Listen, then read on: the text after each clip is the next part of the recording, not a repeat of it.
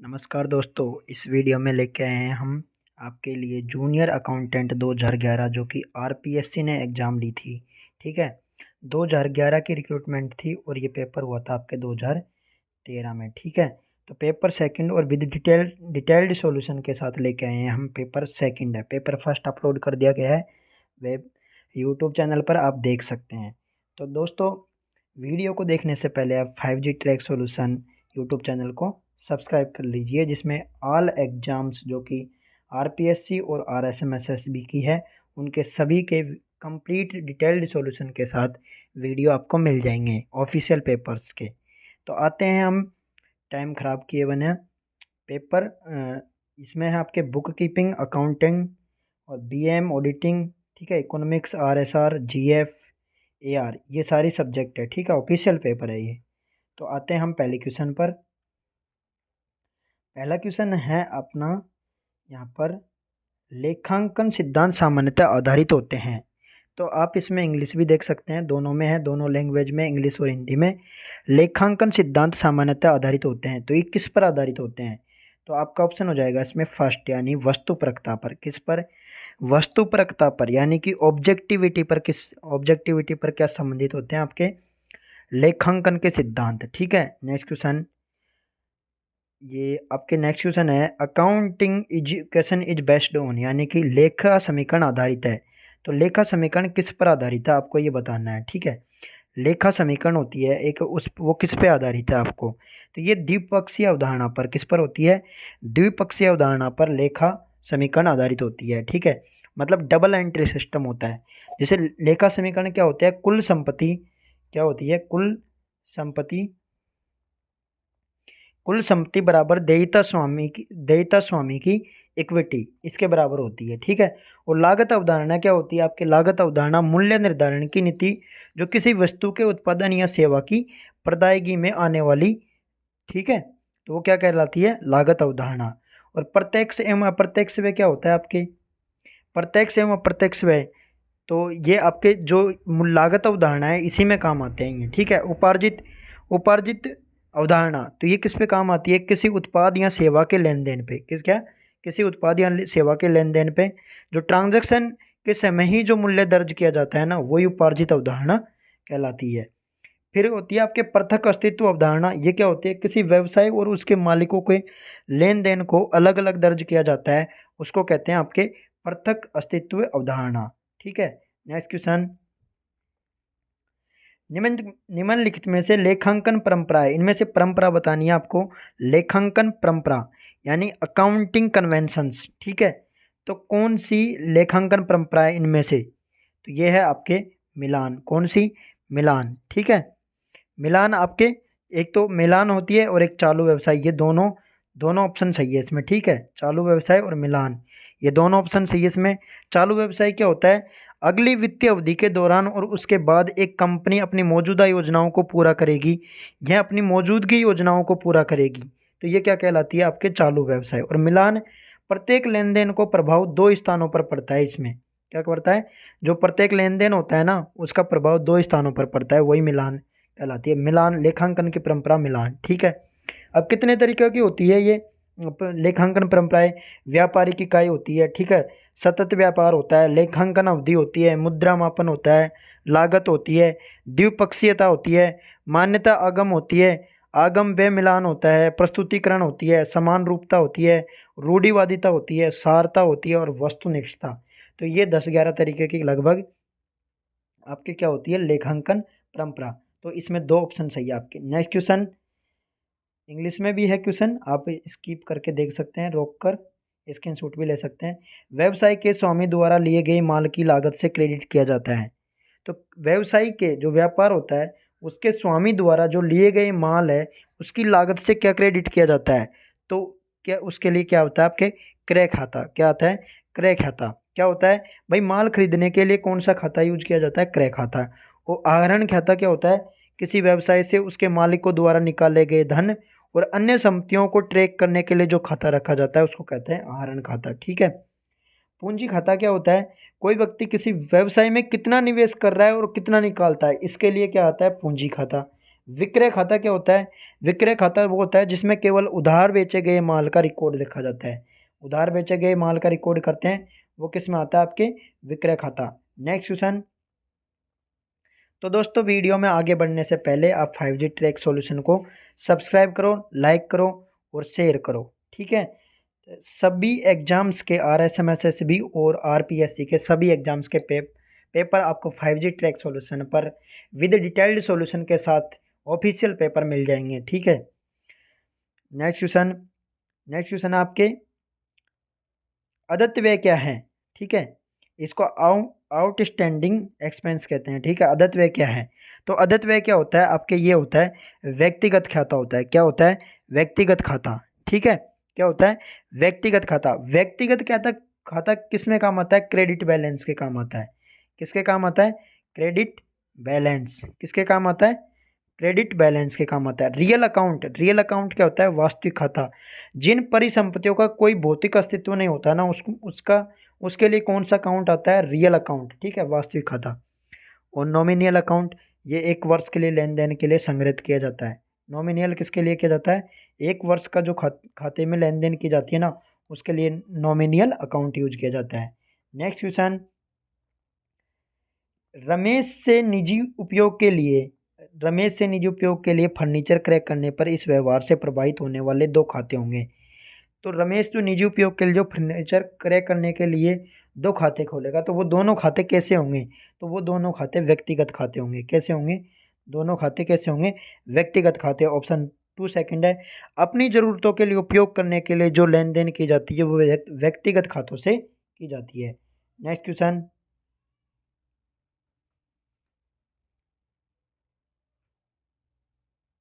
Next question पर आते हैं हम इसी के साथ। विक्रेता द्वारा विक्रेता द्वारा क्रेता को जमा की चिट्ठी भेजी जाती है, तो कहाँ भेजी जाती है? विक्रेता द्वारा जो क्रेता को जमा की चिट्ठी भेजी जाती है, तो वो कहाँ कैसे भेजी जाती है आपको ये बताना है इसमें, ठीक है। तो ये होती है कि निश्चित दर से कम बट्टा लगा, निश्चित दर होती है, मान लें 100 रुपये, और उसमें से आपको पहले कह दिया आपने कि 80 का बट्टा लगाएंगे, लेकिन फिर आपने 90 का बट्टा लगाया, तो वहाँ पर विक्रेता को क्या भेजेंगे आप? एक चिट्ठी। क्या भेजेंगे? चिट्ठी। तो निश्चित दर से कम बट्टा लगाने पर क्या क्या भेजेंगे आप? चिट्ठी भेजी जाती है। Next question.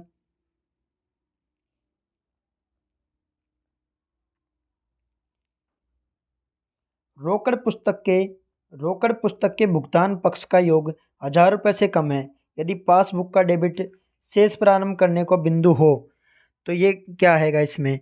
तो आपके ये क्वेश्चन इसमें मिस्टेक है, तो ये आपको डिलीट कर दिया इसको बोर्ड ने, इसमें कुछ मिस्टेक है। Next question. जब एक बैंक समाधान विवरण बनाया जा रहा है, ठीक है, क्या बनाया जाता है? समाधान विवरण बनाया जा रहा है, तो यदि आपको रोकड़ बही के डेबिट शेष को लेकर चलते हैं, तो अवधि के दौरान निर्गमित किए गए किंतु प्रस्तुत न किए गए चेकों को क्या किया जाएगा? तो उन चेकों को हमेशा जोड़ा जाता है। जो बैंक समाधान विवरण बनाया जाता है, तो डेबिट शेष को लेकर रोकड़ बही का जो डेबिट में शेष रहते हैं उसके लिए अवधि के दौरान जो निर्गमित किए जाते हैं, तो उसके लिए हमेशा चेकों को किया जाता है? जोड़ा जाता है। Next question. लेखांकन में प्रयुक्त मूल्यह्रास शब्द का अर्थ क्या है? तो मूल्यह्रास का मतलब क्या होता है? ये होता है आपके संपत्ति के उपयोगी जीवन काल संपत्ति के उपयोगी जीवन काल में लागत का आयगत में वितरण करना। ये क्या कहलाता है? आपके मूल्यह्रास। मतलब संपत्ति के जो उपयोगी जीवन काल में उसमें लागत का आयगत करना क्या कहलाता है? मूल्यह्रास, ठीक है। Next question. 11वां क्वेश्चन है। एक मशीन 1109 को में खरीदी गई, ठीक है। इस पर 10% वार्षिक दर से अपलिखित मूल्य विधि द्वारा अपलिखित किया गया और 11/12 को इस मशीन को अपलिखित 26,244 रुपये में है, ठीक है, अपलिखित मूल्य। तो इस मशीन की लागत 1109 को कितनी थी? तो इसकी भाई लास्ट की कीमत दे रखी है आपको 26,244, ठीक है। तो ये आपको 10% की कमी हो रही है सर, कितनी हो रही है? 10% की कमी। तो 9 × 10, ठीक है, फिर यहाँ 9 × 10, फिर 9 × 10 आएगा। तो तो फिर इसका 9 का भाग इसमें देंगे अपन, तो ये कितनी बार जाएगा? 36 बार। कितनी बार जाएगा? 36 बार। और 10 × 10 कर देंगे, तो फाइनली आंसर क्या आ जाएगा? 36,000। कितना जाएगा? 36,000। Question first. निम्नलिखित में से कौन सी अशुद्धि सकल लाभ, शुद्ध लाभ और स्थिति विवरण के दोनों पक्षों को प्रभावित करेगी? तो कौन सी स्थिति प्रभावित करेगी दोनों पक्षों को, आपको ये बताना है। ठीक है, तो इसमें आपके ये इसमें भी मिस्टेक है क्वेश्चन में, तो ये क्वेश्चन भी डिलीट कर दिया गया बोर्ड ने। नेक्स्ट क्वेश्चन, हर्ष का खाता 2,000 रुपये डेबिट के स्थान पर हरीश का खाता 200 रुपये से क्रेडिट हो गया। भाई हर्ष के खाते में 2,000 रुपये का डेबिट होना था, ठीक है। हरीश का खाता 200 रुपये से क्रेडिट हो गया, तो हर्ष के खाते में से टोटल 2,200 रुपये क्रेडिट हो गए। कितने हो गए? 2,200 रुपये क्रेडिट हो गए। तो ऑप्शन क्या आ जाएगा? 33, मतलब 3 है, ऑप्शन आ जाएगा। ठीक है, निम्नलिखित में से किस व्यवहार का परिणाम संपत्तियों में वृद्धि तथा दायित्वों में वृद्धि होता है? तो कौन सा व्यवहार है इनमें से 4 ऑप्शनों में से जिसका परिणाम क्या मिलता है कि क्या तो संपत्ति वृद्धि होती है या दायित्वों में वृद्धि होती है, आपको ये बताना है। ठीक है, तो कौन सा होता है? ये फर्नीचर का उधार क्रय करते हैं ना, अगर हम फर्नीचर का उधार क्रय करते हैं तो उसके व्यवहार का परिणाम हमेशा संपत्तियों में वृद्धि होती है, दायित्वों में भी वृद्धि होती है। नेक्स्ट क्वेश्चन, वर्ष के अंत का रहतिया जिसे तलपट में दिखाया गया है अंतिम खाते बनाते समय दिखाया जाता है। तो इसको तलपट, इसके थोड़ी इंग्लिश देख लेते हैं कि closing stock show in trial balance is disclosed in final account. ठीक है, closing stock shown in trial balance is disclosed in final accounts. ठीक है, तो इसमें आपके रहतिया जिसे तलपट में दिखाया गया अंतिम खाते बनाते समय क्या दिखाया जाएगा? तो अंतिम खाते के लिए आपके केवल चिट्ठी की संपत्ति के पक्ष में क्या आएगा? इसमें केवल चिट्ठे के संपत्ति के पक्ष में। नेक्स्ट क्वेश्चन, एक ठहराव की अनुपस्थिति में साझेदार अधिकृत होते हैं। तो ठहराव की बात हो रही है आपके यहाँ पे, किसकी बात हो रही है? ठहराव की बात होती है। तो एक ठहराव की अनुपस्थिति में आपके साझेदार कैसे अधिकृत होते हैं? तो ये ऋण एवं अग्रिम ब्याज दोनों पर होते हैं। किस पे होते हैं? ऋण एवं अग्रिम ब्याज पर दोनों पे क्या होते हैं? साझेदार अधिकृत होते हैं, मतलब उनका अधिकार होता है। Next question, X M Y 3:2 के अनुपात में लाभ बांटते हुए साझेदार हैं। जेड को फर्म में 1/5 हिस्से के लिए प्रवेश दिया जाता है। जेड अपना हिस्सा एक्स एम वाई से बराबर प्राप्त करता है, तो साझेदार का नया लाभ विभाजन अनुपात कितना होगा? तो साझेदार का इसमें नया लाभ होगा आपके 5:3:2। ठीक है, 5वां हिस्सा ये रहा। ठीक है, और 3:2 के रूप में उनको एक्स एम वाई को डिवाइड करना है। नेक्स्ट क्वेश्चन, ए एवं बी एक फर्म में 4:3 के अनुपात में साझेदार है। वे सैको फर्म में सम्मिलित करने एवं भावी लाभों को बराबर में बांट रहे हैं। तो पुराने साझेदारों का त्याग का अनुपात क्या होगा? तो पुराने साझेदारों की बात हो रही है, तो पुराने साझेदारों का होगा आपके 5:2 के रूप में। नेक्स्ट क्वेश्चन, यदि किसी साझेदार के अवकाश ग्रहण करने पर दायित्वों में कमी होती है। अब मान लो किसी साझेदार ने अवकाश ग्रहण कर लिया, तो उसके दायित्वों में क्या हो जाती है? कमी। तो उसके लिए आपके तो क्या होगा? तो पुनर्मूल्यांकन खाते को क्रेडिट किया जाता है। किसको किया जाता है?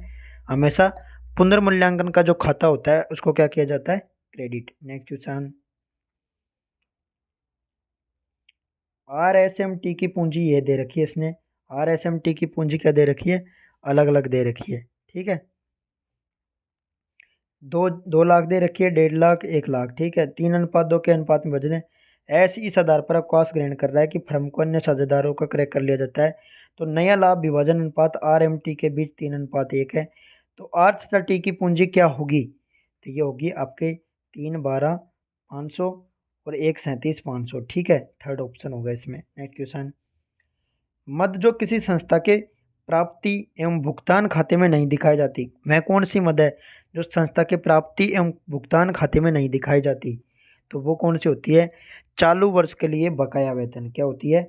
चालू वर्ष के लिए जो बकाया वेतन होता है उसको प्राप्ति एवं भुगतान खाते में नहीं दिखाई जाती। ठीक है, नेक्स्ट क्वेश्चन, एक क्लब ने भवन निर्माण के लिए 1,00,000 रुपए का दान इकट्ठा किया। क्लब की पुस्तकों में से इस राशि को दिखाया जाएगा। कैसे दिखाया जाएगा भाई इसको? भाई क्लब की बात हो रही है आपके, किसकी बात हो रही है? क्लब की। उसमें 1,00,000 रुपए का दान इकट्ठा किया, तो इसको आपके दिखाया जाएगा स्थिति विवरण के दायित्व पक्ष में। किसमें? स्थिति विवरण के, जो स्थिति विवरण डाला जाता है ना, उसके दायित्व पक्ष में। नेक्स्ट क्वेश्चन, निम्नलिखित सूचना से अंतिम रहतिये के अनुमानित मूल्य की गणना कीजिए। जबकि व्यवसाय द्वारा अपूर्ण लेखे रखे जाते हैं, प्रारंभिक रहती है 20,000 रुपये, दूसरा 71 क्रय विक्रय ये, और सकल लाभ की लागत पर दर 25% है। ठीक है, क्या दे रखी है, दर भी आपको दे रखी है, तो इसका ऑप्शन होगा आपके 30,000। कितना होगा, 30,000। रहती है, अंतिम रहती है, तो इसको अंतिम रहती है को बोलते हैं कैलकुलेट द एस्टिमेट वैल्यू, क्या, estimate value of closing stock. Next question, closing stock को बोलते हैं अंतिम रहते। अब आपके है परिणामी हानि बीमा पॉलिसी में सम्मिलित है। परिणामी हानि बीमा पॉलिसी में क्या सम्मिलित है, आपको ये बताना है। तो यह आएगी, लाभ की हानि होती है ना, वो परिणामी हानि बीमा पॉलिसी में सम्मिलित होती है। नेक्स्ट क्वेश्चन, वार्षिकी के आधार पर ख्याति की गणना का सूत्र क्या होता है। जो ख्याति की गणना का सूत्र क्या होता है, वार्षिकी के आधार पर अधिलाभ इंटू 1 रुपये का वार्षिक मूल्य क्या होता है। अधिलाभ इंटू 1 रुपये का वार्षिक मूल्य आपके किस में काम आता है, वार्षिकी के आधार पर ख्याति की गणना, किसकी गणना, ख्याति की गणना। ठीक है, अधिलाभ इंटू 1 रुपये की वार्षिक मूल्य। नेक्स्ट क्वेश्चन, बैंकिंग व्यवसाय करने वाली एक फर्म में साझेदारों की अधिकतम संख्या कितनी हो सकती है। तो जो बैंक होती है एक, उसमें साझेदार कितने, एक फर्म में साझेदार कितने हो सकते हैं आपके, तो इसमें हो सकते हैं मैक्सिमम आपके 10 हो सकते हैं। ये इंपॉर्टेंट क्वेश्चन है, बैंकिंग व्यवसाय में एक फर्म में कितने हो सकते हैं, 10। ठीक है, एक निजी कंपनी में संचालकों की न्यूनतम संख्या कितनी हो सकती है, संचालकों की न्यूनतम हो सकती है आपके 2। कितनी हो सकती है, कंपनी एक बैंक में कितनी हो सकती है, अधिकतम 10, और एक निजी कंपनी में कम से कम 2। नेक्स्ट क्वेश्चन, उद्यमिता आधारित है, उद्यमिता की बात हो रही है यानी कि एंटरप्रेन्योरशिप, तो ये किस पर आधारित है, तो यह आपके जोखिम और नवाचार पर, दोनों पर है। ठीक है, थर्ड ऑप्शन आ जाएगा आपके, क्या आएगा, जोखिम पर भी है और नवाचार पर भी है। एंटरप्रेन्योरशिप हमेशा जोखिम और नवाचार यानी कि risk and innovation. Next question, निम्न में से कौन सा अधिकार उपभोक्ता संरक्षण अधिनियम 1986 द्वारा प्रदान नहीं किया गया, तो इनमें से कौन सा नहीं किया गया, तो यह है आपके फोर्थ यानी कि प्रतिस्थापन का अधिकार। प्रतिस्थापन का अधिकार नहीं किया, सुरक्षा का अधिकार दिया जाता है, चयन का अधिकार दिया जाता है, सूचित किए जाने का अधिकार भी दिया जाता है। नेक्स्ट क्वेश्चन, संगठन पदों में हेतु आवेदन करने के लिए आमंत्रित करने की प्रक्रिया क्या है, तो a process to invite people to apply for jobs in organisations. तो इसमें होगा आपके भर्ती, क्या होगा, हमेशा भर्ती करवा के ही अप्लाई, हम पदों को भरने के भरते हैं। ठीक है, नेक्स्ट क्वेश्चन, एक निश्चित धनराशि भुगतान करने की शर्त रहित प्रतिज्ञा क्या होती है। एक निश्चित धनराशि भुगतान करनी है और उसका शर्त रहित प्रतिज्ञा क्या होती है, तो उसको कहते हैं प्रतिज्ञा पत्र। क्या कहते हैं, प्रतिज्ञा पत्र। एक एक बिल जो प्राय बैंक पर लिखा जाता है, तो सिर्फ बैंक के लिखा जाता है, तो वो होता है आपके चेक। क्या होता है, चेक। नेक्स्ट क्वेश्चन, एक बिल जो बिना प्रतिफल के लिखा और स्वीकार किया जाता है, तो वह कौन सा बिल है जो प्रतिफल के लिखा जाता है और स्वीकार किया जाता है, तो वह होता है आपके साहित्यार्थ बिल। क्या होता है, साहित्यार्थ बिल। नेक्स्ट क्वेश्चन, उपभोक्ता संरक्षण अधिनियम 1986 के अंतर्गत शिकायत करने की समय सीमा क्या होती है, तो शिकायत कितने समय के भीतर भीतर कर सकते हैं हम, तो वो होता है आपके 2 वर्ष के भीतर भीतर क्या करते हैं, शिकायत करनी पड़ती है। नेक्स्ट क्वेश्चन, एक कंपनी क्या होती है, कंपनी एक कंपनी है, तो मतलब ये कंपनी है क्या, तो ये एक क्या होती है, कृत्रिम व्यक्ति। क्या होती है, कृत्रिम व्यक्ति होती है। ठीक है, कंपनी क्या होती है, हमेशा एक कृत्रिम व्यक्ति। नेक्स्ट क्वेश्चन, व्यवसाय द्वारा नैतिक रूप से सही आचरण करना क्या कहलाता है, तो moral correct behaviour by business is. तो जो आपके व्यवसाय द्वारा नैतिक रूप से सही आचरण करते हैं उसको हम कहते हैं नीति शास्त्र या एथिक्स। क्या कहते हैं, एथिक्स। नेक्स्ट क्वेश्चन, नीति शास्त्र की उत्पत्ति ग्रीक भाषा के प्राचीन शब्द से हुई है, तो किससे हुई है, एथिकोस से। किससे हुई है, एथिकोस से नीति शास्त्र की। नेक्स्ट क्वेश्चन, लाभ कमाने के लिए किए जाने वाली कोई भी आर्थिक क्रिया को क्या कहते हैं, तो लाभ कमाने के लिए जो क्रिया की जाती है उसको बिजनेस कहते हैं। बिजनेस मतलब व्यवसाय। क्या कहते हैं, बिजनेस यानी कि व्यवसाय। Next question,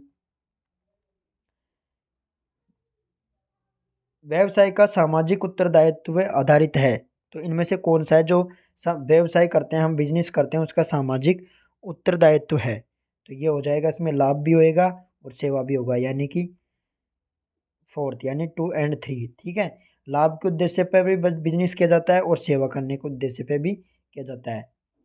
next question 40वां question आपके, ठीक है, के अनुसार समन्वय प्रबंध का सार है।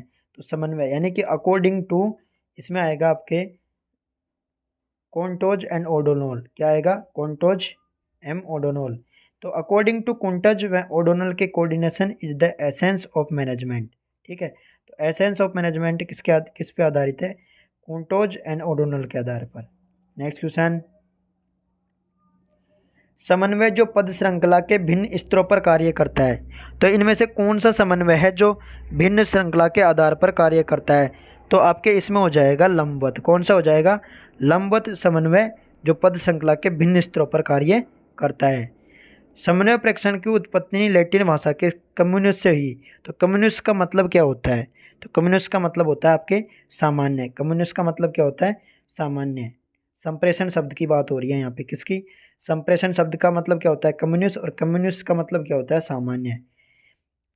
अनौपचारिक संप्रेषण का किस रूप में भी जाना जाता है? ठीक है, अनौपचारिक संप्रेषण की बात हो रही है, तो इसमें आपको अंगूर लता संप्रेषण भी कहते हैं और अफवाह मिल, रूमर मिल। ठीक है, अफवाह मिल यानी कि एक में दो, थर्ड ऑप्शन हो जाएगा आपके।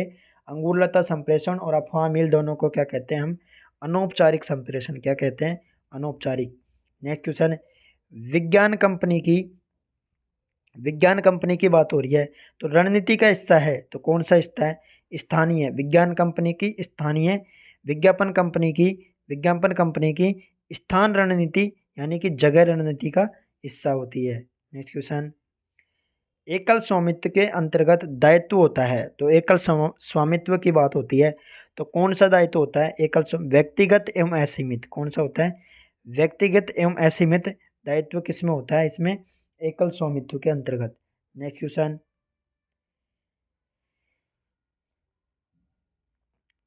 निर्देशों की पालना हेतु आदेश लागू करवाना क्या कहलाता है? जब निर्देशों की, निर्देश दिए, कोई गाइडेंस दिए हैं, इंस्ट्रक्शन दिए हैं, तो उनको जब एनफोर्समेंट करते हैं तो उनके लिए क्या करवाना पड़ता है? तो उनके लिए करवाना पड़ता है आपको अनुशासन। क्या? डिसिप्लिन में रखना होता है। नेक्स्ट क्वेश्चन, संगठन की भावी मानव शक्ति आवश्यकताओं का पूर्ण निर्धारण क्या कहलाता है? तो संगठन की भावी मानव शक्ति आवश्यकता, तो मानव शक्ति आवश्यकताओं का जो क्या क्या क्या कहलाता है? आपके मानव संसाधन नियोजन। क्या कहलाता है? मानव शक्ति आवश्यकताओं का पूर्व निर्धारण करते हैं ना, उसको कहते हैं मानव का संसाधन नियोजन। नेक्स्ट क्वेश्चन, व्यावसायिक वित्त के आंतरिक स्रोत में शामिल है। व्यावसायिक वित्त के आंतरिक स्रोत में क्या शामिल है? तो यह है आपके धारित आय। क्या आएगी इसमें?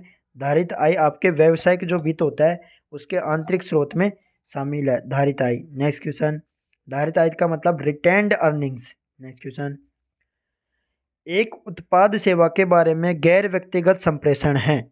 तो एक उत्पाद सेवा के बारे में गैर व्यक्तिगत संप्रेषण कौन सा होता है? विज्ञापन। क्या होता है आपके? जब एक उत्पाद सेवा के बारे में हम, a product service is non personal communication. क्या कहलाता है आपके? नॉन पर्सनल कम्युनिकेशन, तो उसको कहते हैं एडवर्टाइजमेंट, विज्ञापन। नेक्स्ट क्वेश्चन,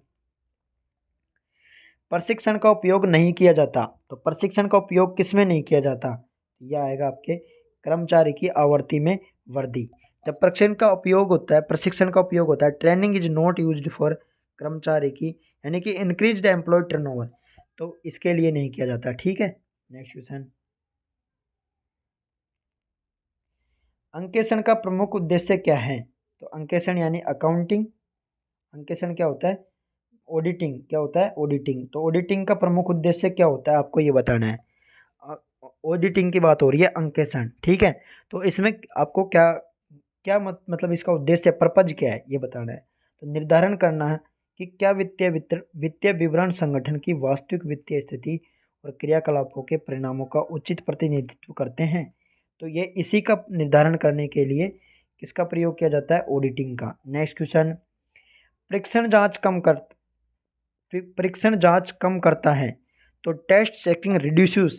परीक्षण जांच का टेस्ट चेकिंग करते हैं, उससे क्या कम होता है आपको ये बताना है। तो इसमें अंकेक्षण का खर्च को कम होता है। क्या कम कम होता है? Expense of auditing is come होता है। ठीक है, रिड्यूसेस। फिर आपके आंतरिक अंकेक्षण प्रतिवेदन प्रस्तुत किया जाता है। इंटरनल ऑडिट रिपोर्ट तो किसको प्रस्तुत की जाती है? Internal audit report very important question, किसको प्रस्तुत की जाती है? तो ये प्रस्तुत की जाती है आपके निर्देशक मंडल को। किसको प्रस्तुत की जाती है? निदेशक मंडल को। नेक्स्ट क्वेश्चन, आंतरिक अंकेशक की नियुक्ति यानी कि इंटरनल ऑडिटर, क्या internal auditor is appointed by, तो किसके द्वारा इंटरनल ऑडिटेड आपको नियुक्ति की जाती है? किसके द्वारा की जाती है? तो ये की जाती है आपके कंपनी संचालक मंडल के द्वारा। किसके द्वारा? कंपनी संचालक का जो मंडल होता है उसके द्वारा आपके इंटरनल ऑडिट अंकेशक की नियुक्ति की जाती है। नेक्स्ट क्वेश्चन,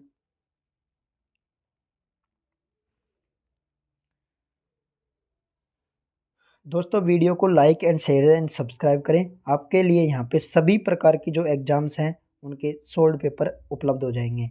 संपत्तियों के सत्यापन के संबंध में अंकेशक का यह कर्तव्य है कि वह अंकेशक क्या करता है, मतलब ऑडिटर का क्या कर्तव्य होता है, ठीक है। ऑडिटर का आपके यहाँ पे क्या कर्तव्य होता है? इसको ऑडिटर का कर्तव्य होता है कि संपत्तियों के अस्तित्व एवं स्वामित्व एवं मूल्यांकन के संबंध में स्वयं को आश्वस्त करते हैं, ठीक है। तो संपत्तियों के सत्यापन के रूप में अंकेशक का क्या कर्तव्य होता है? ये होता है संपत्तियों का अस्तित्व, स्वामित्व और मूल्यांकन के लिए, ठीक है। नेक्स्ट क्वेश्चन, प्रमाणन के प्रमाणन में अंकेशक सत्यापित करता है। प्रमाणन में क्या सत्यापित करता है अंकेशक यानी कि मतलब ऑडिटर क्या संकेतक करता है? तो ये करता है आपके लेन देनों का अधिकार एवं प्रामाणिकता। क्या करता है? लेन देनों का अधिकार एवं प्रामाणिकता दोनों करता है, ठीक है। प्रमाणन के सिद्धांत पर, ठीक है। प्रमाणन जैसे प्रमाणन मतलब वॉचिंग, किसमें? In watching and auditor verifies, तो क्या वेरीफाइज करते हैं? लेन देनों का अधिकार, लेन देनों का मतलब both the authority and authenticity of transactions, ठीक है। नेक्स्ट क्वेश्चन, चालू अंकेक्षण, ठीक है। चालू अंकेक्षण से क्या तात्पर्य है? चालू अंकेक्षण की बात हो रही है, तो यह है आपके अंतिम खाते तैयार होने के पूर्व अंकेक्षण, ठीक है। तो आपके सेकंड ऑप्शन आ जाएगा, अंतिम खाते तैयार होने के पूर्व अंकेक्षण जो किया जाता है उसका मतलब है चालू अंकेक्षण, ठीक है। पूर्व में जो ऑडिटिंग की जाती है। नेक्स्ट क्वेश्चन, आंतरिक निरीक्षण के अंतर्गत जांच कार्य किया जाता है। आंतरिक निरीक्षण की बात हो रही है, उसके बाद में जो जांच किया कार्य किया जाता है वो किसके द्वारा किया जाता है? तो वो कर्मचारियों के द्वारा किया जाता है। किसके द्वारा? कर्मचारियों के द्वारा आंतरिक निरीक्षण के अंतर्गत जांच किया जाता है। नेक्स्ट क्वेश्चन, अंकेक्षण कार्यक्रम होना चाहिए, ऑडिटिंग प्रोग्राम कैसा होना चाहिए? तो आपको बताना है ये कैसा होना चाहिए। फ्लेक्सिबल होना चाहिए, परमानेंट, फिक्स्ड फिक्स्ड और फ्लेक्सिबल दोनों होना चाहिए, ठीक है। क्या होना चाहिए? फिक्स्ड और फ्लेक्सिबल, तो यहाँ पे उपयुक्त में से कोई नहीं। नेक्स्ट क्वेश्चन, नैतिक जांच का उद्देश्य क्या है? नैतिक जांच की बात हो रही है, तो ये इसका उद्देश्य क्या है? यह है आपके गणितीय अशुद्धियों का पता लगाना, क्या कहलाता है? नैतिक जांच। क्या यानी कि object of routine checking, object of routine checking किसके लिए है? आपके नैतिक जांच के उद्देश्य के लिए। नेक्स्ट क्वेश्चन, अंकेक्षण यानी कि ऑडिट की रीढ़ की हड्डी क्या कहलाती है? इनमें से आपको बताना है। ऑडिटिंग की रीढ़ की हड्डी क्या कहलाती है? प्रमाणन यानी कि वॉचिंग, क्या कहलाती है? वॉचिंग। नेक्स्ट क्वेश्चन, गलत दायित्व को चिट्ठे में लिखने के परिणाम स्वरूप क्या मिलता है? तो मतलब गलत दायित्व, recording of wrong liabilities in balance sheet result in the, तो इसमें होता है आपके गुप्त संचय बन जाना। क्या होता है? गुप्त संचय बन जाता है इसके द्वारा। गलत दायित्व को जब चिट्ठी में लिखने का परिणाम स्वरूप क्या बन जाता है? गुप्त संचय यानी कि creation of secret reserve. Next question, अंकेशक एक रखवाली करने वाले कुत्ते के समान है, शिकारी कुत्ते के समान नहीं है। यह कथन किस मुकदमे के अंतर्गत दिया गया? तो ये दिया गया था पे किंगस्टन कॉटन मिल्स केस। कौन से के अंतर्गत दिया गया था? Kingston cotton mills case. Next question, an arrangement which the accounting the work of each individuals is checked by other member is known as, तो इनमें से ऐसी व्यवस्था जिसके अंतर्गत प्रत्येक व्यक्ति का लेखा कार्य अन्य सदस्यों द्वारा जांचा जाता है, तो वो क्या कहलाता है? आपके आंतरिक जांच क्या कहलाती है? वेरी इंपॉर्टेंट है। आंतरिक जांच किसे कहते हैं? ऐसी व्यवस्था जिसके अंतर्गत प्रत्येक व्यक्ति का लेखा कार्य अन्य सदस्य द्वारा जांचा जाता है, उसको क्या कहते हैं? Internal check. क्या कहते हैं? Internal check. इंटरनल ऑडिट मत कह देना, आंतरिक जांच कहते हैं। नेक्स्ट क्वेश्चन, अंतरिम अंकेक्षण बताता है। ठीक है, अंतरिम अंकेक्षण का मतलब होता है आपके इंग्लिश में interim audit refers to be an audit conducted. ठीक है, तो अंतरिम अंकेक्षण क्या बताता है आपके? ये बताता है आपके उसी लेखावधि में दो वैधानिक वार्षिक अंकेक्षणों के बीच में किए गए अंकेक्षणों को, मतलब कि अंतरिम की बात होती है तो उसी लेखावधि मतलब उसी जो फाइनेंशियल ईयर है उसमें दो वैधानिक वार्षिक अंकेक्षण किए हैं, उनके बीच में जो अंकेक्षण होगा उसी को क्या कहते हैं? अंतरिम अंकेक्षण। नेक्स्ट क्वेश्चन है आपके एक सेवानिवृत्त होने वाले अंकेक्षक। ठीक है, एक सेवानिवृत्त यानी रिटायर्ड होने वाले अंकेक्षक की बजाय, ठीक है, एक अन्य अंकेक्षक की नियुक्ति के लिए क्या करना होगा? ठीक है, तो अन्य अन्य अंकेक्षक की नियुक्ति के लिए क्या करना पड़ेगा? विशेष प्रस्ताव आवश्यक, विशेष सूचना आवश्यक है। सॉरी, क्या आएगा इसमें? विशेष प्रस्ताव नहीं होगा, विशेष सूचना आवश्यक पड़ेगी। एक सेवानिवृत्त के लिए अंकेक्षक के बजाय एक अन्य अंकेक्षक की नियुक्ति करेंगे तो विशेष सूचना आवश्यक होती है। नेक्स्ट क्वेश्चन, कंपनी अधिनियम 1956 के अंकेक्षक के अधिकारों तथा शक्तियों के अंतर्गत निम्नलिखित में से कौन सा एक सम्मिलित नहीं है? तो इनमें से कौन सा सम्मिलित नहीं है? साधारण सभा बुलाने का अधिकार। क्या नहीं है? साधारण सभा बुलाने का अधिकार, ये कंपनी के अंकेक्षक के लिए अधिकार नहीं है। लेखा पुस्तकों को देखने का अधिकार अंकेक्षक का होता है। साधारण सभा की सूचना प्राप्त करने तथा उसमें उपस्थित होने का अधिकार होता है। साधारण सभा में वक्तव्य देने का भी अधिकार होता है। नेक्स्ट क्वेश्चन, यदि एक अंकेक्षक अपने कर्तव्य के निष्पादन में कुछ अनुचित करता है तो जिसके परिणाम स्वरूप कंपनी को वित्तीय हानि होती है तो उसे दोषी ठहराया जाता है। तो किसके लिए ठहराया जाता है? कर्तव्य भंग के लिए। किसके लिए ठहराया जाता है? अंकेक्षक अपने कर्तव्य के निष्पादन में कुछ अनुचित काम करता है तो उसके लिए कर्तव्य भंग के लिए दोषी ठहराया जाता है। नेक्स्ट क्वेश्चन, निम्न में से कौन दीवानी दायित्व में सम्मिलित है? तो दीवानी दायित्व में आपके कर्तव्य भंग के लिए दायित्व भी होता है और लापरवाही के लिए भी, यानी कि फर्स्ट एम दोनों सही। ठीक है, तो फोर्थ ऑप्शन आ जाएगा। क्या आ जाएगा? फर्स्ट एम दोनों। अंकेक्षक द्वारा यानी कि ऑडिटर द्वारा कार्य के बीच में दी जाने वाली रिपोर्ट को, कार्य के बीच में जो रिपोर्ट दी जाती है उसको अंतरिम रिपोर्ट दी जाती है और इसके बीच में कोई जो जांच की जाती है उसको कहते हैं अंतरिम जांच। नेक्स्ट क्वेश्चन, भारतीय कंपनी विधान 1956 के धारा 229 के तहत अंकेक्षक यानी ऑडिट रिपोर्ट हस्ताक्षरित होनी चाहिए। तो ऑडिट रिपोर्ट पर किसके हस्ताक्षर होते हैं? तो ये होते हैं आपके कंपनी के अंकेक्षक के। किसके होते हैं? कंपनी के अंकेक्षक के द्वारा क्या होती है? वो हस्ताक्षरित। नेक्स्ट क्वेश्चन, यदि अंकेक्षक यानी कि ऑडिटर सभी मुख्य 5 बातों से संतुष्ट है तो वह कौन सी रिपोर्ट प्रस्तुत करेगा? तो इसमें है आपके अमर्यादित रिपोर्ट यानी कि अनक्वालिफाइड रिपोर्ट, यानी कि अमर्यादित रिपोर्ट 5 बातों से संतुष्ट है तो अमर्यादित रिपोर्ट प्रस्तुत करेगा। नेक्स्ट क्वेश्चन, सरकारी कंपनी की दिशा में नियंत्रक एवं महालेखा परीक्षक को किस प्रकार का अंकेक्षण करने का अधिकार है? तो नियंत्रक एवं महालेखा परीक्षक किस प्रकार का ऑडिट करता है तो आपको ये बताना है। तो ये करते हैं आपके पूरक अंकेक्षण। कौन से करते हैं? सप्लीमेंट्री ऑडिट कौन करते हैं? आपके CAG, comptroller and auditor general. कौन? Comptroller and auditor general.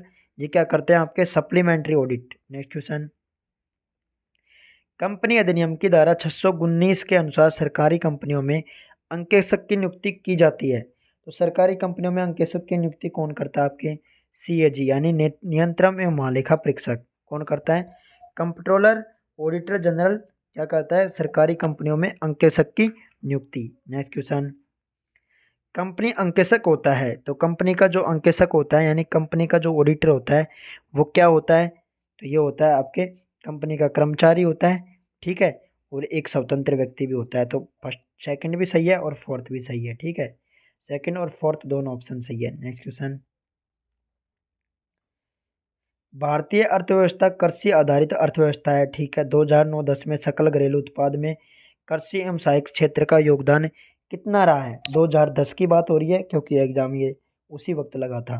ठीक है, तो ये था उस वक्त 14.6, वर्तमान में चेंज हो गया है। हर साल चेंज होता है, ठीक है। निम्न में से कौन सा जोड़ा राजकोषीय नीति का भाग है? तो इनमें से कौन सा जोड़ा राजकोषीय नीति होती है आपके? सार्वजनिक आय में से सार्वजनिक व्यय, ठीक है, राजकोषीय घाटा, सार्वजनिक आय माइनस सार्वजनिक व्यय। नेक्स्ट क्वेश्चन, निम्नलिखित में से कौन सा कथन सत्य है? इनमें से आपको बताना है, इनमें से सत्य कथन बताना है, ठीक है। 11वीं पंचवर्षीय योजना में ग्रामीण विकास पर आधारित थी, तो 11वीं पंचवर्षीय योजना ग्रामीण विकास पर आधारित थी।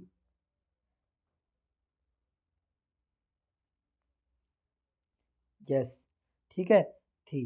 नेक्स्ट, 11वीं पंच योजना में अधिक तीव्र अधिक व्यापक एवं समावेशी विकास का लक्ष्य रखा नहीं, ठीक, सॉरी, ये आपके सही है, ठीक है। अधिक तीव्र एवं अधिक व्यापक एवं समावेशी विकास सही है, तो इसमें आपके सेकंड सही है, ठीक है। तो फिर अब आपकी 11वीं योजना 31 मार्च 2000 को समाप्त, गलत। 11वीं योजना में गरीब हटाओ, तो ये तो बिल्कुल गलत है, ठीक है, ये भी गलत है, तो आपकी क्या हो जाएगा? सेकंड। निम्न में से किस पंचवर्षीय योजना ने अपने निवास विकास लक्ष्य को प्राप्त किया? निम्नलिखित में से किस पंचवर्षीय योजना ने अपने विकास लक्ष्य को प्राप्त किया? तो ये किसको प्राप्त किया आपके? तो ये क्या था आपके? 8वीं पंचवर्षीय योजना ने। कौन सी योजना ने? 8वीं पंचवर्षीय योजना ने अपने विकास लक्ष्य को क्या किया? प्राप्त किया, ठीक है। पहली आपके हेराल्ड मॉडल पे थी, सेकंड आपके महाबलोनिस मॉडल पे थी, और थर्ड आपके जॉन सैंडी मॉडल पे थी, ठीक है। और 1966 से 1969 के बीच में योजना अवकाश रहा था। नेक्स्ट क्वेश्चन, भारत की जनगणना 2011 के अनुसार निम्नलिखित राज्यों में से सर्वाधिक एवं सबसे कम जनसंख्या, सबसे ज़्यादा उत्तर प्रदेश, सबसे कम है सिक्किम, तो क्या आ जाएगा? फर्स्ट थर्ड, यानी कि third option. Next question, Bharat में जनसंख्या वृद्धि के कारण क्या हैं? तो उच्च जन्म दर सही है, चिकित्सा एवं स्वास्थ्य सुविधाओं में सुधार सही है, बेरोजगारी गरीबी गलत, जनसंख्या वृद्धि, तो फर्स्ट सेकंड फोर्थ क्या आ जाएगा? फर्स्ट सेकंड एवं फोर्थ, सेकंड ऑप्शन, ठीक है। नेक्स्ट क्वेश्चन, भारतीय कृषि में संबंध प्रमुख तथ्य हैं। तो दुग्ध उत्पादन में भारत का विश्व में प्रतिस्थापना सही है, भारतीय अर्थव्यवस्था कृषि का महत्व कम होता जा रहा है, ये भी सही है, ठीक है। 11वीं पंचवर्षीय योजना में कृषि विकास की दर को 4% करने का लक्ष्य किया है, तो 4% करने का लक्ष्य नहीं किया गया, ठीक है। भारत में 72% जनसंख्या कृषि पर आधारित है, नहीं ये सही है, पहला सही है, इसमें 4% ही किया गया है इसमें, और 72% नहीं है इसमें, 58% के समथिंग है, ठीक, कितनी है? 58% जनसंख्या कृषि पर आधारित है, तो आपका फर्स्ट सेकंड और थर्ड, ठीक है, तो यानी कि फर्स्ट ऑप्शन आ जाएगा। नेक्स्ट क्वेश्चन, भारत में निम्नलिखित में से कौन सी संख्या सर्वाधिक कृषि साख प्रदान करती है? भारत में निम्नलिखित में से कौन सी संख्या सर्वाधिक कृषि साख प्रदान करती है?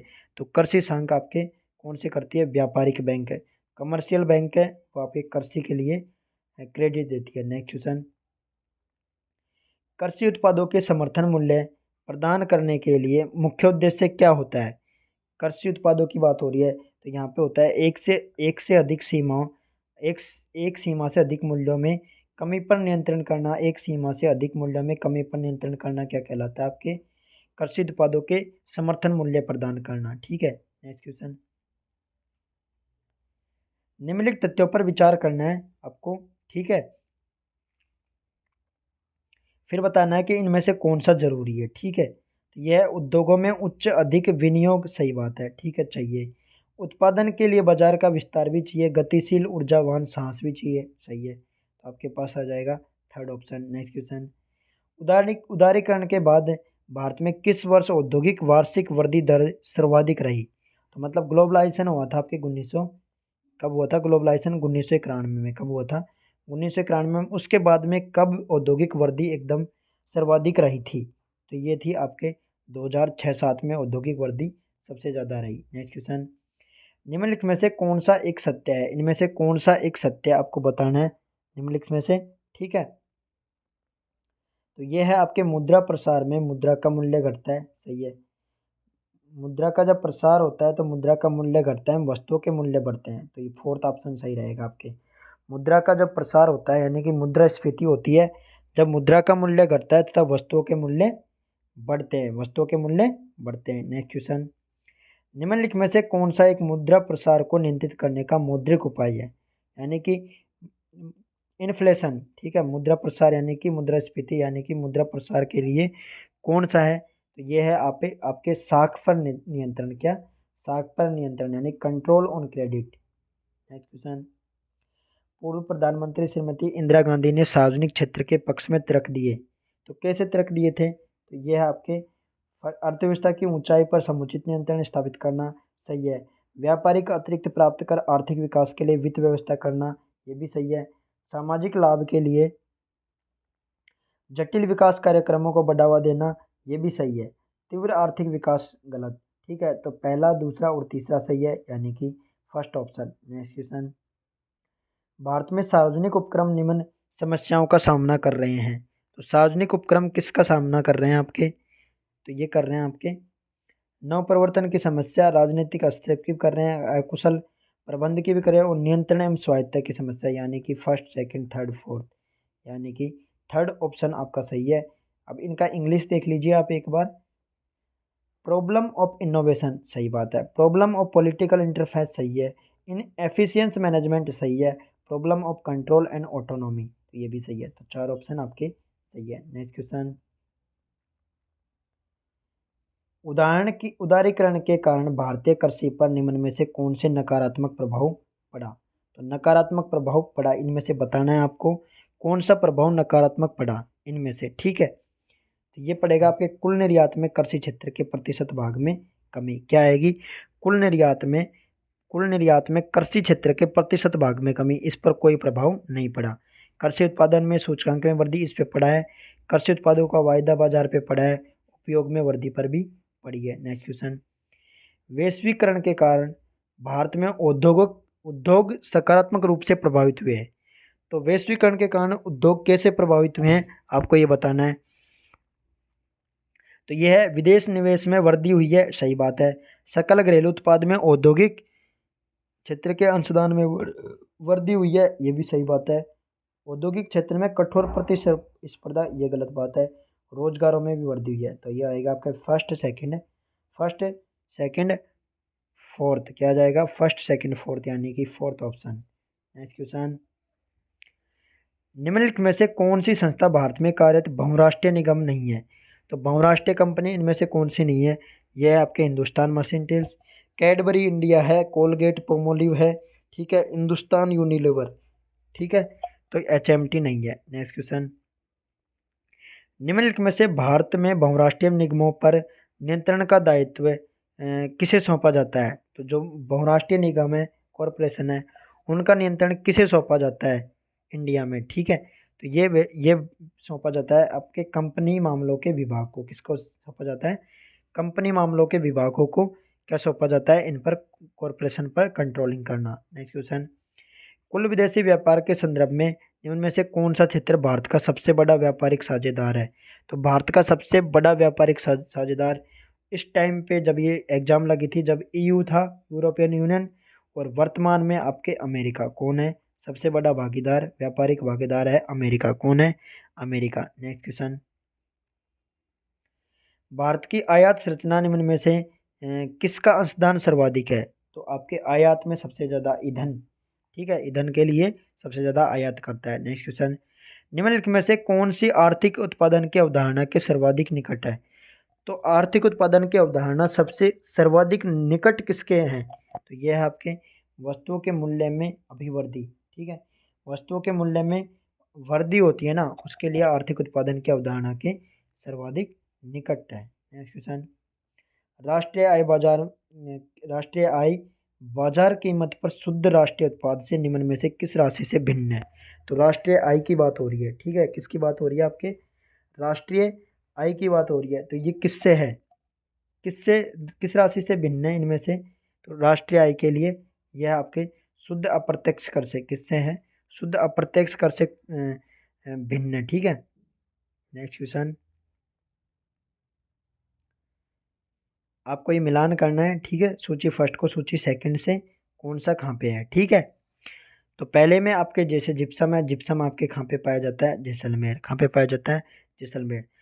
तांबा कहाँ पाया जाता है, आपके खोदरीबा में पाया जाता है। जिंक रॉक फॉस्फेट आपके जामरकोटड़ा में, और लीड में जिंक कहाँ पाया जाता है, रामपुरा आगुचा में।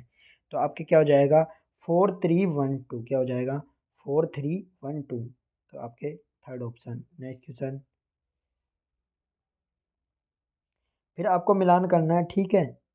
फिर आपको इनमें से मिलान करना है कौन सा महल कहाँ पे है, ठीक है। जगमंदिर पैलेस आपके कहाँ पे है, उदयपुर में। कहाँ पे है जगमंदिर, कहाँ पे है उदयपुर में। जयनिवास कहाँ पे है आपके, जयपुर में। कहाँ पे है जयनिवास, कहाँ पे है आपके जयपुर में। और चंद्र महल कहाँ है आपके, चंद्र महल भी आपके कहाँ पे है जयपुर में। कहाँ पे है चंद्र महल भी आपके जयपुर में है, ठीक है। मोती महल आपके भरतपुर में। कहाँ पे है मोती महल, भरतपुर में। तो ठीक है आपके इसमें इसी वजह से, क्योंकि इसका ऑप्शन से मिलान नहीं हुआ, इसलिए इस क्वेश्चन को डिलीट कर दिया। Next question. चयनित प्रत्याशियों का सीधी भर्ती से स्पष्ट रिक्ति के विरुद्ध परिवीक्षाधीन प्रशिक्षणार्थी के रूप में नियुक्ति का राजस्थान सेवा नियमन में निम्न में से दिनांक से कब से प्रावधान किया गया। मतलब प्रोबेशन जो ट्रेनिंग चलती है, प्रोबेशन पीरियड में 2 साल की ट्रेनिंग, तो वो राजस्थान सेवा नियम में कब से प्रावधान है उसके लिए आपको ये बताना है। तो ये है आपके 20 जनवरी 2006 से। कब से है, इम्पोर्टेंट है। 2 साल के लिए प्रोबेशन पीरियड होता है राजस्थान में, 20 जनवरी 2006 से। Next question. किसी नियुक्ति संबंधी नियम में एक सेवा पद विशेष पर नियुक्ति हेतु अन्यथा प्रावधान नहीं हो, महिलाओं के लिए राजकीय सेवा में प्रवेश हेतु अधिकतम आयु एवं उसका प्रावधान किया गया है। तो अधिकतम आयु एवं उसका प्रावधान किया गया आपके 40 वर्ष एवं पहला ऑप्शन है ये 40 वर्ष एवं 24/5/2004 से। कब से, यानी कि 24/5/2004 से 40 वर्ष अधिकतम आयु कर रखी है महिलाओं के लिए, ठीक है, राजकीय सेवा में। Next question. राजस्थान सेवा नियम 15 के अनुसार एक राज्य कर्मचारी पदाधिकार प्राप्त कर लेता है। तो कौन सा पदाधिकार प्राप्त कर लेता है, यदि, ठीक है, तो आपको वह किसी स्थायी पद पर स्थायी रूप से प्रयुक्त किया जाता है ना, किस पे, वह किसी स्थायी पद पर स्थायी रूप से नियुक्त किया जाता है ना, तो उसके लिए क्या मिल जाता है पदाधिकार। और कौन से नियम से मिलते हैं ये, 15वां। वेरी इंपॉर्टेंट क्वेश्चन है। 15वें नियम कौन से, राजस्थान सेवा नियम के 15 नियम से, ठीक है, नियम नंबर 15 से पदाधिकार मिलता है। Next question. राज्य कर्मचारी का राजकीय सेवा से त्याग पत्र स्वीकार करने के लिए सक्षम अधिकारी कौन होता है। राज्य जो कर्मचारी है उसका राजकीय सेवा से अगर वो त्याग पत्र देना चाहता है तो उसका सक्षम अधिकारी कौन होता है, ठीक है। तो सक्षम अधिकारी कौन होता है, राज्य कर्मचारी द्वारा धारित पद का नियुक्त अधिकारी, जो उनका नियुक्ता करते हैं, राज्य कर्मचारी की नियुक्ता जो करते हैं वो उसका त्याग पत्र स्वीकार करता है। Next question. राज्य कर्मचारी के पदाधिकार का निलंबन, निलंबित पदाधिकार का पुनर्प्रतिस्थापन का प्रावधान कौन से नियम में है, ठीक है।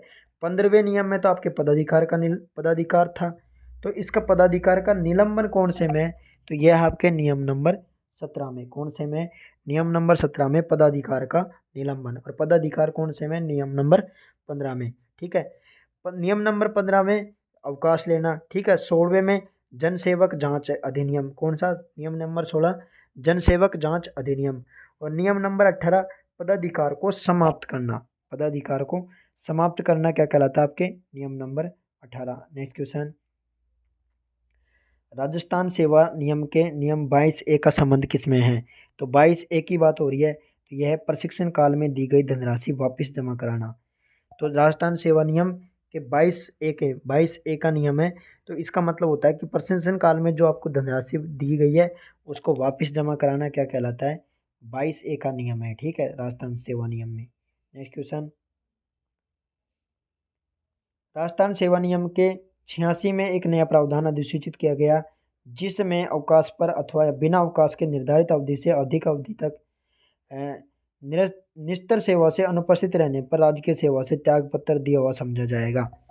अगर अनुच्छेद राजस्थान सेवा नियम के 86 में ही लिख रखा है कि यदि अवकाश पर बिना अवकाश के निर्धारित अवधि से अधिक अवधि तक निस्तर सेवा से अनुपस्थित रहता है अगर कोई कर्मचारी, तो उसका मतलब ये है कि राजकीय सेवा से उसने त्यागपत्र दे दिया, ये समझा जाएगा। तो ये नियम कब लागू किया गया था और अनुपस्थिति के अधिकतम कितने साल तक वो अनुपस्थित रह सकता है। नियम ये 86वां नियम है, ठीक है। कौन सा नियम है, 86वां नियम। तो ये है आपके 20/8/2001, क्या है 20/8/2001 और 5 साल तक। तो ये फोर्थ ऑप्शन आ जाएगा आपके कि मतलब 2001 से ये नियम लगाया है राजकीय सेवा नियम में, और ये 86वां नियम है कि अगर एक कोई राजकीय कर्मचारी है वो लगातार 5 साल तक अगर एब्सेंट रहता है, अवकाश रहते पे छुट्टी पर रहता है, तो उसको त्यागपत्र समझा जाता है उसके लिए। ठीक है, नेक्स्ट क्वेश्चन। राजस्थान सेवा नियम में क्षतिपूरक भत्ते की परिभाषा कहाँ पर है? तो क्षतिपूरक भत्ते की परिभाषा है आपके जो राज्य कर्मचारी को उसके द्वारा विशेष परिस्थितियों में व्यक्तिगत रूप से किए गए व्यय को पूर्ति हेतु दिया जावे, वो क्या कहलाता है आपके क्षतिपूरक भत्ते। क्या कहलाता है वो? क्षतिपूरक भत्ते क्या कहलाता है? प्रशिक्षित जो राज्य कर्मचारी को उसके विशेष परिस्थितियों में व्यक्तिगत खर्चे के लिए दिया जाता है, ठीक है, तो उसकी पूर्ति के लिए क्या किया जाता है? आपके क्षतिपूरक भत्ता। Next question. राजस्थान सेवा नियम के अनुसार रूपांतरित अवकाश से आशय है। तो रूपांतरित अवकाश की बात हो रही है यहाँ पे, किसकी? रूपांतरित अवकाश की बात हो रही है। ठीक है, तो इस रूपांतरित अवकाश का मतलब क्या होता है? ठीक है, तो यह है आपके जो कर्मचारी के स्वयं की अस्वस्थता के कारण प्राधिकृत चिकित्सक के रोगिता प्रमाण पत्र के आधार पर मांग करने पर दिया जाता है। तो रूपांतरित अवकाश कब किया जाता है? जब मेडिकल लगाया जाता है। ठीक है, कब? मेडिकल सर्टिफिकेट लगाया जाएगा गवर्नमेंट डॉक्टर के रोगिता प्रमाण पत्र के आधार पर। ठीक है, तो जब उनको क्या दिया जाता है? रूपांतरित अवकाश। Next question. किसी राज्य कर्मचारी को अवकाश के दौरान आवश्यक रूप से बुलाने पर वह, तो अवकाश के दौरान अगर उसको आवश्यक रूप से बुलाएंगे तो उसके लिए क्या किया जाएगा? तो उसके लिए आदेश प्राप्ति पर, इसमें होगा आदेश प्राप्ति पर उपरांत जिस दिनांक को गंतव्य स्थान से यात्रा प्रारंभ करेगा तब से सेवा पर उपस्थित माना जाएगा, और उक्त यात्रा के लिए यात्रा भत्ता नियमों के तहत यात्रा भत्तों का अधिकारी भी होगा। ठीक है, तो उसके लिए राज्य कर्मचारी को अवकाश के दौरान आवश्यक रूप से बुलाएंगे, तो जहाँ से वो यात्रा स्टार्ट करेगा और जहाँ तक जाएगा वहीं से उसकी सेवा मान ली जाएगी। Next question.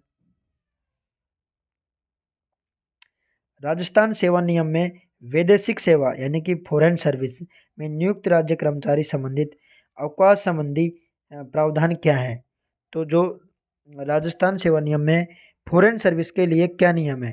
तो नियम कौन से में? तो वह आपके फॉरेन सर्विस के लिए नियम 68 में 69 में। कौन से? 68 व 69 में फॉरेन सर्विस के लिए नियम है। Next question. राजस्थान सेवा नियम के 64 में प्रावधान है। राजस्थान सेवा नियम का जो 64वां नियम है उसमें क्या प्रावधान है? आपके सेवा नियम की बात हो रही है राजस्थान सेवा नियम की, तो उनमें कौन सा क्या प्रावधान दे रखा है आपके? तो इसमें आएगा आपके अवकाश पर होते हुए नियोजन स्वीकार करने के बाबत। क्या अवकाश पर होते हुए नियोजन स्वीकार करने के बाबत नियम 64 में आते हैं। किस में आते हैं? नियम नंबर 64, यहाँ लिख देता हूँ मैं। ठीक है, 64। Next question.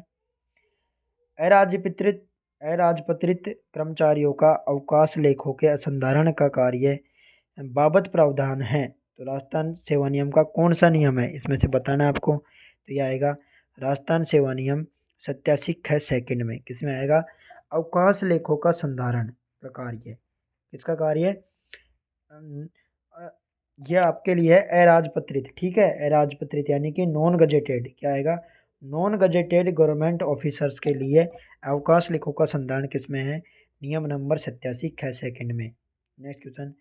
राजस्थान सेवा नियम के अनुसार अब एक राज्य कर्मचारी अधिक संख्या में उपार्जित अवकाश एकत्रित कर सकता है जो अधिसूचित दिनांक से प्रभावी या उपार्जित अवकाश एकत्र करने की सही संख्या संबंधित प्रावधान प्रभावी होने की दिनांक है। तो कौन सी दिनांक आपको इनमें से बतानी है कि कौन सी दिनांक के लिए ये लागू होगा? ठीक है, राजस्थान सेवा नियम में। ठीक है, तो ये होगा आपके 300 दिन के लिए। कितने दिन के लिए? 300 दिन के लिए, और 1998 से 300 दिन, और 1 जनवरी 1998 से। ठीक है, तो किसके लिए? उपार्जित अवकाश के लिए। Next question. राजकीय महिला कर्मचारी को देय प्रसूति अवकाश, ठीक है, के दिनों की संख्या 135 से 180 कर दी। ये राजस्थान सेवा नियम के किस नियम में आती है? ये 135 से कितनी कर दी? 180। तो ये किस नियम में आती है? आपके नियम नंबर 103 में। 103 में, और ये 2008 से 11 दिसंबर 11 अक्टूबर 2008 से 11 अक्टूबर 2008 से आपके नियम नंबर 103 में क्या लिखा हुआ है, जो प्रसूति अवकाश दिया जाता है वो 180 दिन का जाता है। कितने दिन का? 80 दिन का, यानी कि 3 महीने का। कितने का दिया जाता है? 3 महीने का। नेक्स्ट क्वेश्चन, राजस्थान सेवा नियम पितृत्व अवकाश का प्रावधान किस में है? तो यह आपके, ये तो था आपके 103 में, कौन सा था? 103 में 2008 में कौन सा था? मातृत्व अवकाश। और एक पितृत्व अवकाश कब दिया जाता है आपके? ये दिया जाता है आपके नियम नंबर 103 क में, ठीक है। इसके बाद ये 2004 से ही दिया जा रहा था, ठीक है। 6 दिसंबर 2004 से। कब से? 6 दिसंबर 2004 से 103 क में। नेक्स्ट क्वेश्चन, राजस्थान सेवा नियम में अध्ययन अवकाश, ठीक है, अध्ययन अवकाश संबंधी प्रावधान कौन से में है? तो अध्ययन अवकाश आपके इसमें आएगा फोर्थ, 109 से लगातार, ठीक है। जैसे 109 में है, ठीक है, 110 में है, 112 में है, 113 में, 114, 115, 116, इन सब में अध्ययन अवकाश से संबंधित प्रावधान है। नेक्स्ट क्वेश्चन, राजस्थान सेवा नियम के अनुसार एक राज्य कर्मचारी को पूरे सेवा काल में अधिकतम अवधि के अध्ययन अवकाश कितना दिया जा सकता है? तो अध्ययन अवकाश कितना दिया सकता है एक कर्मचारी को? तो यह आपके दिया जा सकता है 2 वर्ष का। कितना दिया जा सकता है? 2 वर्ष का, अधिकतम मैक्सिमम 2 वर्ष का अध्ययन अवकाश दिया जा सकता है। नेक्स्ट क्वेश्चन, राजस्थान सेवा नियम में परीक्षाधीन प्रशिक्षणार्थी को देय अवकाश संबंधी प्रावधान का नियम एवं प्रभावी दिनांक है। परीक्षाधीन यानी प्रोबेशन पीरियड में जो रहता है उसके लिए अवकाश संबंधी प्रावधान किस में है? प्रोबेशन पीरियड वाले के लिए बात हो रही है। तो ये आते हैं आपके 121 क में आते हैं। किस में आते हैं? 121 क में आता है। और प्रोबेशन पीरियड में जो होता है उसको कोई अवकाश नहीं दिया जाता, ठीक है। क्या होता है? कोई अवकाश नहीं दिया जाता 121 क में, ठीक है। नेक्स्ट क्वेश्चन, राजस्थान सेवा नियम का वह नियम बतावे जिसमें प्रत्येक सरकार के अवकाश के लिए देय अवकाश वेतन की राशि कौन सी बाबत प्रावधान है? ठीक है, प्रत्येक प्रकार के अवकाश के लिए देय अवकाश वेतन की राशि। तो यह है आपके नियम नंबर 97 में। किस में आता है?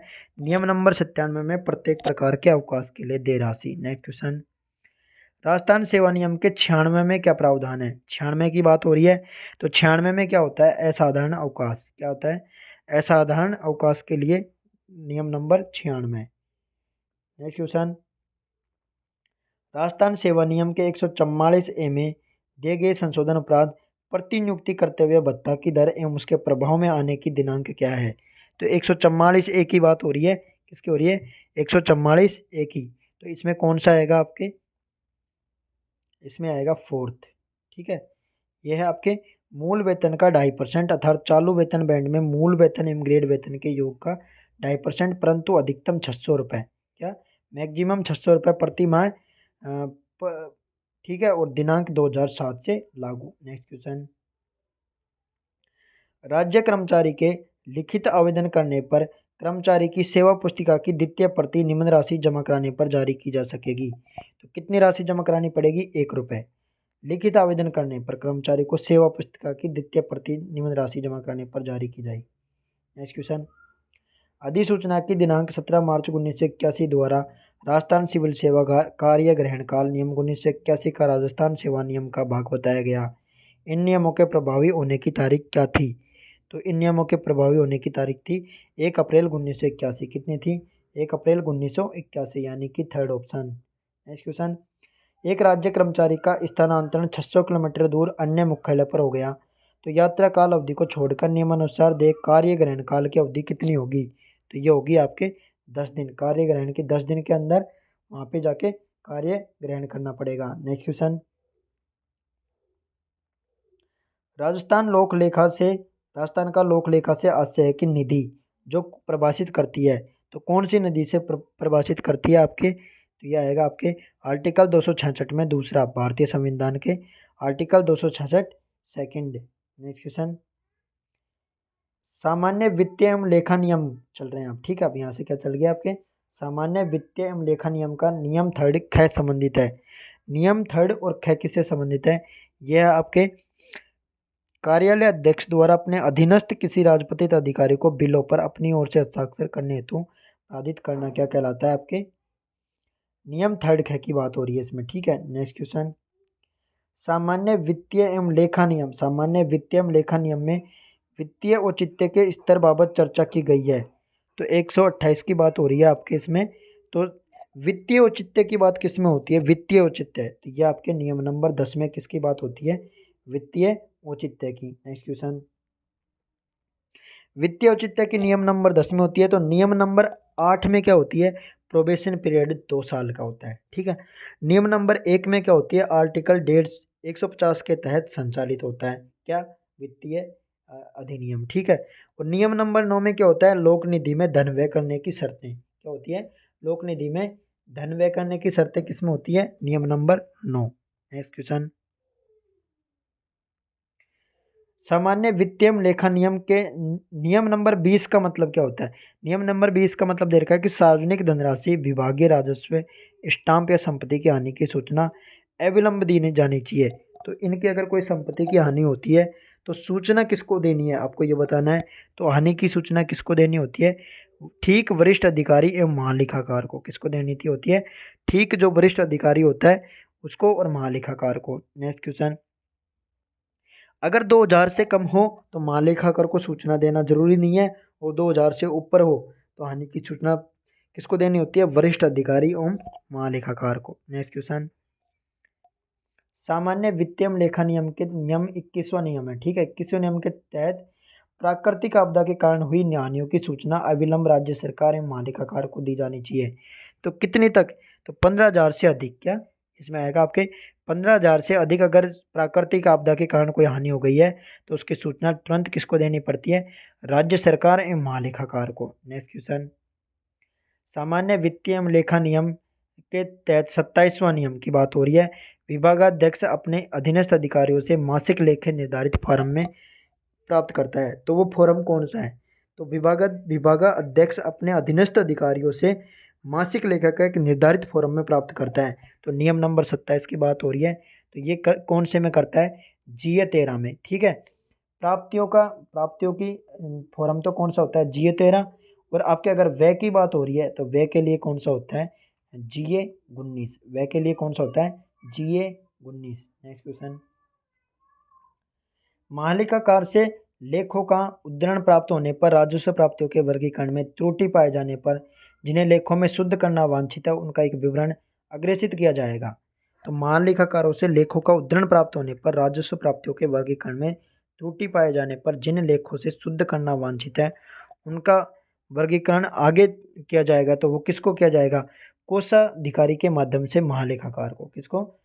कोषाधिकारी के माध्यम से महालेखाकार को, यानी कि आपके फोर्थ ऑप्शन से हो जाएगा, ठीक है।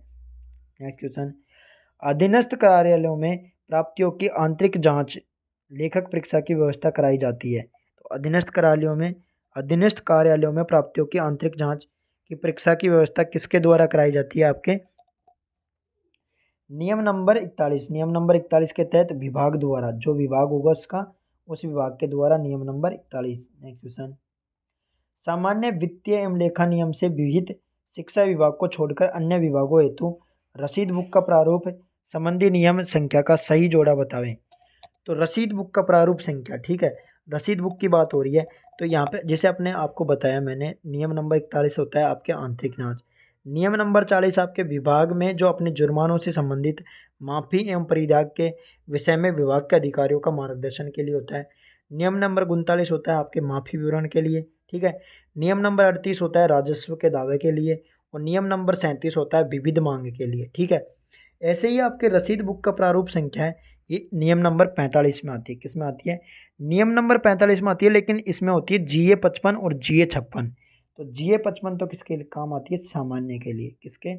सामान्य के लिए। तो जीए 55 और 56 किसके लिए काम आती है? शिक्षा विभाग के लिए। 56 किसके काम आती है? शिक्षा विभाग के लिए, ठीक है। अगर यहाँ अन्य विभागों के शिक्षा विभाग की बात होती तो यहाँ पे क्या आता? 56। तो 45 और 56, ठीक है। 45 और 56 तो किसके लिए आता? शिक्षा विभाग के लिए। और अन्य विभागों के लिए क्या आता? जीए 55 45। तो ठीक है, क्या आ जाएगा? रसीद बुक का प्रारूप संख्या क्या आ जाएगी? जीए 55 45। नेक्स्ट क्वेश्चन, सामान्य वित्तीय लेखा नियम के 50 का प्रावधान संबंधित है। सामान्य वित्तीय लेखा नियम की बात हो रही है, ठीक है। तो नियम 50 इनमें से किससे संबंधित है? नियम 50 की बात हो रही है, ठीक है। तो नियम 50 आपके इसमें से कौन से संबंधित है?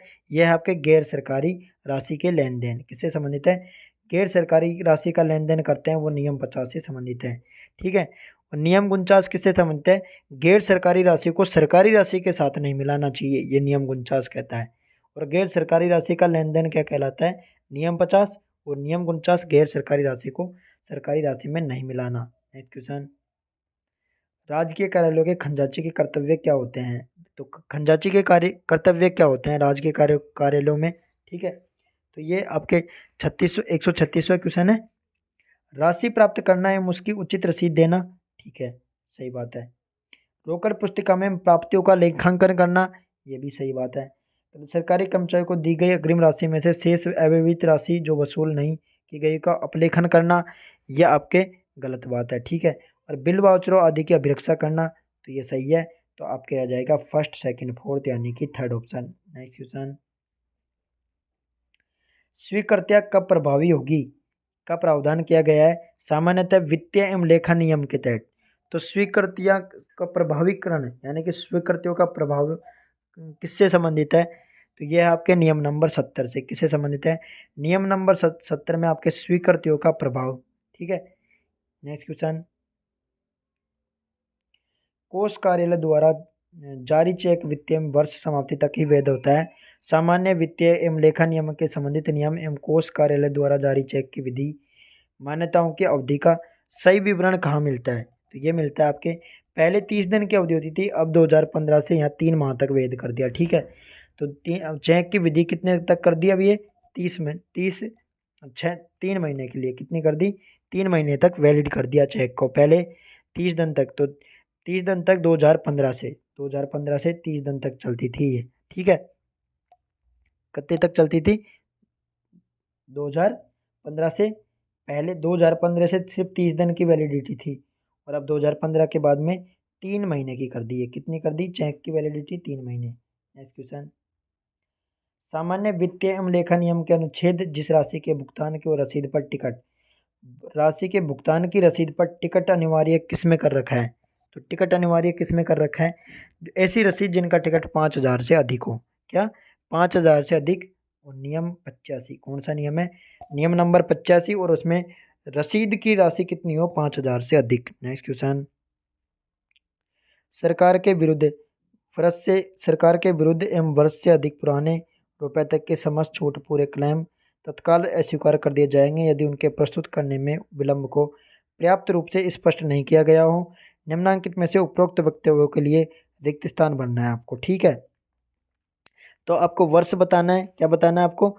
वर्ष बताना है, और आपको कितने रुपए तक के कर सकते हैं। तो ये होएगा आपके 3 वर्ष, और ये होगा आपके 100 रुपये। क्या होगा? 3 वर्ष और 100 रुपये। क्या होगा? 3 वर्ष और 100 रुपये। ठीक है। तो आपका ऑप्शन हो जाएगा फोर्थ। नेक्स्ट क्वेश्चन, वेतन यात्रा भत्ता एवं चिकित्सा प्रभाए, वेतन यात्रा भत्ता एवं चिकित्सा प्रभाए आकस्मिक व्ययों सहायता अनुदान आदि के सरकार के विरुद्ध कोई भी क्लेम समयातीन कालातीत होगा यदि वह क्लेम निम्न अवधियों में प्रस्तुत नहीं किया जाए। तो कितने अवधियों में? वेतन यात्रा भत्ता चिकित्सा प्रभाए आकस्मिक सहायता, तो ये 2 वर्ष के लिए होता है क्लेम। कितने वर्ष के लिए? 2 वर्ष के लिए। ठीक है। सहायता अनुदान दी जाती है वो 2 वर्ष के अंदर अंदर। ठीक है। नेक्स्ट क्वेश्चन, जब विभागीय तिजोरी को अक्षेप अभिरक्षा यानी कि सेफ कस्टडी के लिए कोषागार में रखा जाता है, तो इन तिजोरियों की चाबी किसके पास होती है? तो ये होती है संबंधित कार्यालय अध्यक्ष या आहरण वितरण अधिकारी। ठीक है।